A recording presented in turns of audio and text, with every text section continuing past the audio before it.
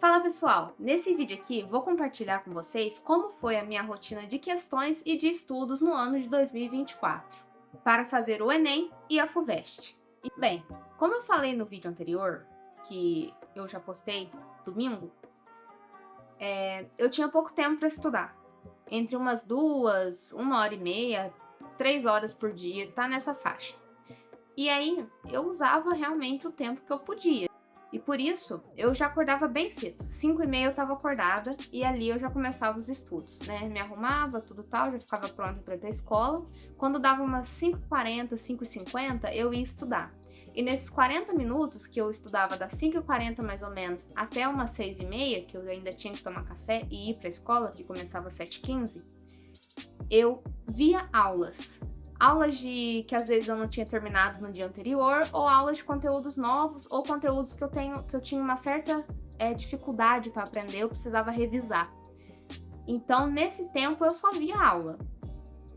Às vezes, sim, eu tinha que acelerar a aula, deixar no 1.5, nunca coloquei em vezes 2, mas eu deixava às vezes no 1.5, por aí, para ver um pouquinho mais rápido, mas eu conseguia.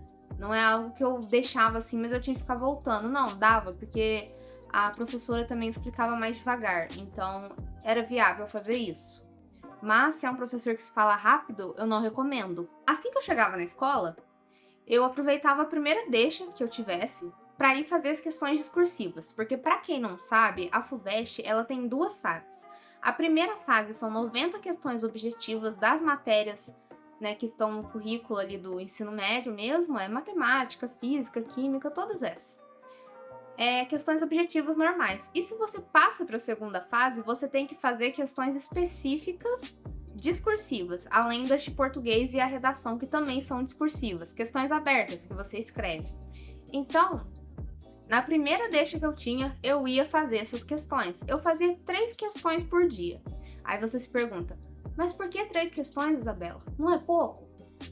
Mais ou menos. As questões discursivas, elas demandam um pouco mais de habilidade para você saber responder, montar um texto bom ali, porque não adianta só você responder qualquer coisa, se for tipo de português, assim, você tem que montar um texto bem elaborado, mostrar que você sabe escrever, e além disso, você tem que puxar o conteúdo de uma forma muito mais profunda do que seria apenas você marcar um X e uma resposta que te parece ser a certa.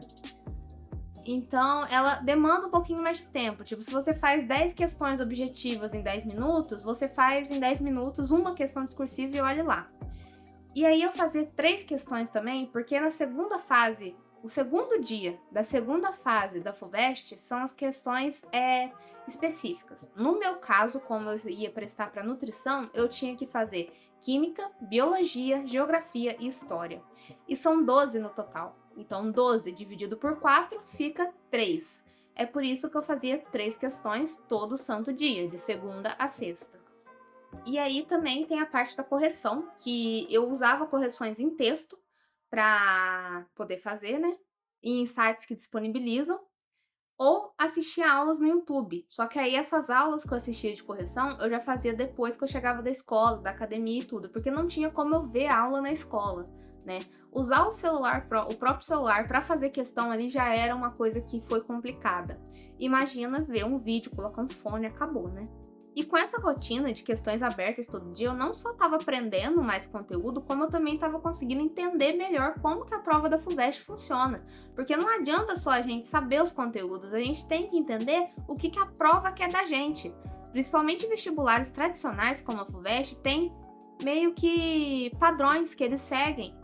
E você consegue mais ou menos saber ali o que ele vai cobrar, qual que é o estilo que ele cobra. Tipo, em biologia sempre tem uma questão sobre doença, sempre tem uma questão sobre sistemas, humanos, assim, sistemas. Tipo, cardio aqui, né, o sistema pulmonar, tudo mais. Sempre tem uma de ecologia. Então, quer dizer, você pegava o padrão, não era algo aleatório. Tinha sempre um padrão nas questões. Sempre fazendo questões de provas antigas. Eu não gostava muito de fazer questões simuladas porque eu não vi semelhança. Eu não vi semelhança entre as questões da prova e as questões do simulado. Eu achei que era muito distante uma da outra, então eu fazia de prova antiga. Comecei das primeiras provas e fui vindo até a de 2024, que foi feita em 2023. Bem, Continuando, ainda na escola, eu corrigia, né, essas questões, e aí depois, em outros tempos que eu tinha de oportunidade, eu ia fazer questões objetivas, certo? Por exemplo, se eu vi uma aula de matemática de noite no dia anterior, nesse outro dia eu ia fazer questões da lista de questão dessa aula. Por exemplo, eu vi sobre contas básicas, né? Soma, subtração, multiplicação e divisão. Na segunda-feira, eu vi isso de noite. Então, na terça de manhã, né, na escola, eu vou fazer questões sobre essa matéria, sobre essas operações. Eu fazia isso e dava muito certo, porque, tipo, fixava, sabe? Tinha um tempinho pra descansar, não era ali na hora, mas ficava, tá? Uma coisa que eu pequei, que eu falo que eu não fazia direito, nem tive coragem de começar, é Anki, fazer revisões. Eu não fazia revisões, tá?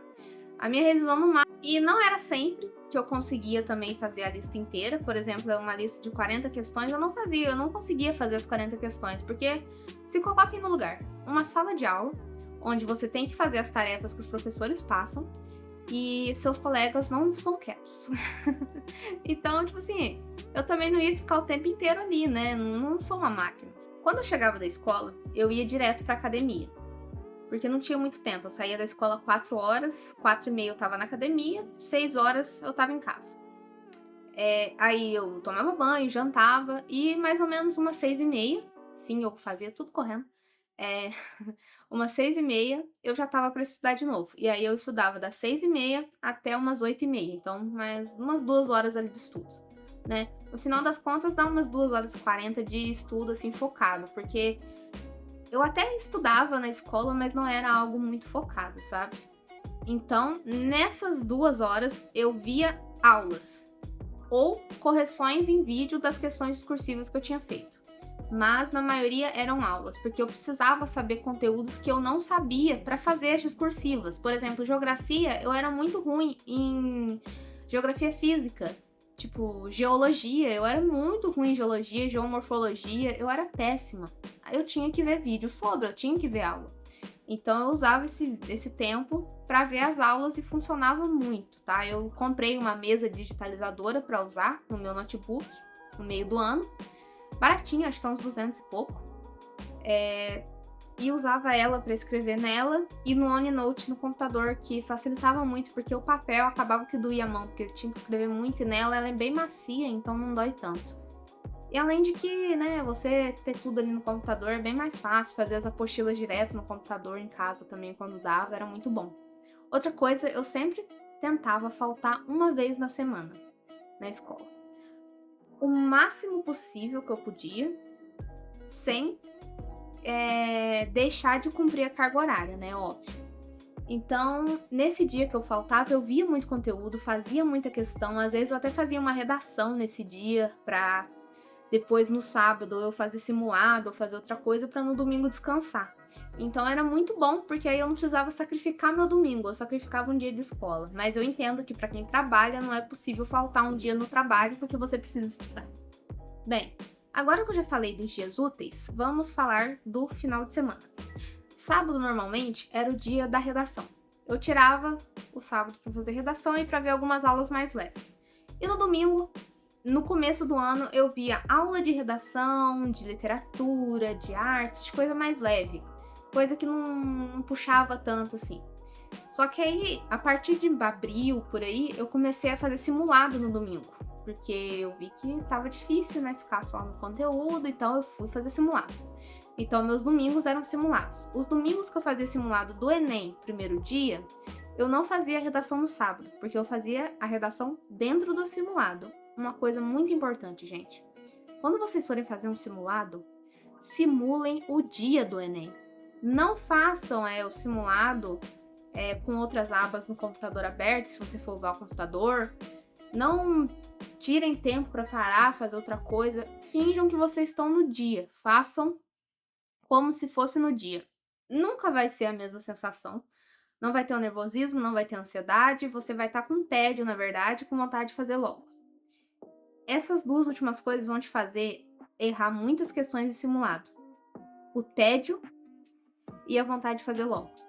Eu errava muito por causa disso. A pressa. A pressa me deixava com falta de atenção, e essa falta de atenção fazia eu interpretar mal as questões e eu errava, principalmente matemática. Então, o que eu quero dizer aqui é que façam os simulados com atenção, com carinho, porque é isso que vai te levar para aprovação. É você saber fazer a prova, você saber o que ela quer que você saiba, entender a prova de verdade, não só o conteúdo, mas a prova também, o sistema dela. Você entender ali como funciona no dia, tipo, faz domingo depois do almoço, vai ser o que você vai ter que fazer. Deixa 5 horas certinha, faz a redação junto, não fica olhando o repertório na internet quando for fazer redação, faz com o repertório que tiver com você, por isso estude, tire uns 2 meses para estudar repertório e depois começa a fazer redação em simulado, tá bom? E procurem um site bom para corrigir as redações, não corrijam em qualquer lugar, não corrijam com o ChatGPT, porque isso aí vai ferrar vocês, tá? E também eu cronometrava o tempo que eu fazia o simulado para eu poder ter uma noção se eu ia passar sufoco ou não no dia da prova. Assim, baseado no que eu fiz no dia da prova, foi próximo, mas lá no dia é muito difícil você conseguir fazer uma conta mesmo, só se você já tiver feito a prova, tipo, uns 2 anos. E bem tranquila, sabe? Não dá, o nervosismo, a pressão ali não te deixam pensar no cronograma, no horário, se você tá fazendo certo, se você tá no tempo certo. Dá só para ter uma noção, mas não é tão nítido assim. E nos simulados é onde a gente vai ver que o que tá faltando para estudar, o que tá te fazendo errar, se é falta de atenção, se é falta de interpretação, se é pressa, se é o tédio que eu já falei. E se for falta de conteúdo, é óbvio que você tem que colocar num caderno, em algum lugar, para você ver esses conteúdos. Se você fez um simulado no domingo e foi ver que você errou tantas coisas ali, primeiro, corrige direito essas questões. Vê videoaula se tiver, né? Se for uma prova antiga, vai ter videoaula. Se for um simulado de alguma plataforma aí, vê a correção escrita, mas vê direito. Não só passa o olho por cima e fala, eu errei isso aqui, nossa, que pena. Não. Vê a correção direito, corrige direito, coloca no Anki, coloca no seu caderno de erros, dá um jeito. Isso vai te ferrar se você não fizer. E vai te salvar se você fizer. E coloca já no seu planejamento semanal quais matérias que você tem que revisar com aula e quais listas de questões você vai fazer. Por exemplo, você acertou uma questão, mas foi no chute. Coloca uma lista de questão sobre aquela matéria para você fazer. Você não ter que chutar na próxima vez. Porque chute é sorte. Pode ser um pouquinho de intuição, mas também é sorte. Então, coloca uma lista de questão. Se tem uma matéria que você acertou muito fácil, de boa, tá ótimo. Só continua fazendo suas provas antigas, que ela provavelmente vai cair de novo e você vai saber fazer. Outra coisa é que, tipo assim, eu não segui o cronograma certinho, gente. Não tem como, tá? Só se você fizer um cronograma realmente, assim, de acordo igualzinho com a sua realidade. Mas a nossa rotina, ela é volátil. Tinha dia que eu planejava e disse, vou faltar na terça. Só que aí, na segunda, o professor marcava a prova na terça. Aí não tinha como faltar mais. Aí eu tinha que mudar tudo. Então, vai acontecer de vocês não cumprirem o cronograma. Vai acontecer, sim, de algumas horas vocês procrastinarem, principalmente quando for chegando no meio do ano. Mas uma coisa, não parem por causa disso. Façam o cronograma da outra semana e tentem cumpri-lo com o maior carinho e foco que vocês tiverem. Porque a única coisa que vai fazer vocês chegarem na aprovação é passar por esse caminho. Então, vocês têm que curtir o processo. Curta a sua evolução. Curta que você está vendo as aulas. Se antes você estudava 1 hora e essa 1 hora não era tão produtiva, e agora você estuda a mesma 1 hora, mas ela é produtiva, entenda isso, você evoluiu. Você aprender a sair de um estado de não sei para um estado de sei. E se você já fez isso, cara, que bom. Talvez o seu sonho não chegue em 1 ano, mas se você continuar, vai chegar em 2 anos, em 3 anos. Só que continua. Não desiste. A única pessoa que realmente perde é quem desiste. E outra coisa, as questões que são frequentes, mesmo que vocês tenham facilidade, Coloquem ali pelo menos 5 delas por semana, 5 de cada matéria. Tipo, a matemática básica cai muito, coloca 5 questões de matemática básica para você fazer, para você acostumar, porque em matemática básica o Enem joga pegadinha.